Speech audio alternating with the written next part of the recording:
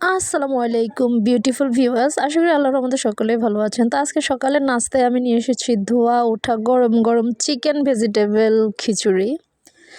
Look like a wow, খেতে বেশ মজাদার ছিল। আমার আমার ভাল লাগছিল খেতে। তো আমি এর সাথে নিয়ে নিয়েছি দুটো মরিচ, একটা লেবু আর কিছু স্লাইস শসা। লেবু ছাড়া তো আমার চলেই না, আমার প্রতিটা সময়ের খাবারে লেবু থাকা চাই। আর সাথে নিয়ে নিয়েছি এই তো গরুর মাংস দিয়ে আলুর ঝোল, বেশ সুস্বাদু খেতে, ভালোই লাগছিল।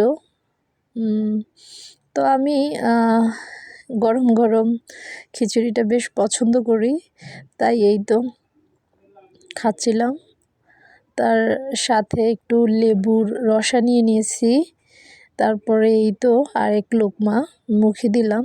ওয়াও, মুখের ভিতরে গিয়ে মনে হচ্ছিল যে এটা মেল্ট হয়ে যাচ্ছিল। সব কম্বিনেশন এত ভালো ছিল। এই তো চিকেনগুলো আমি অনেক চিকেন ইউজ করছি এখানে, ছোট ছোট স্লাইস করে। আর এই তো গরু মাংসের চর্বি খেতে আমার খুব ভাল লাগে, তাই তো আমি চর্বি নিয়ে নিছি। চর্বি দিয়ে আরও এক লোকমা মুখের ভিতরে। ওয়াও, চর্বির স্বাদটা অসাধারণ।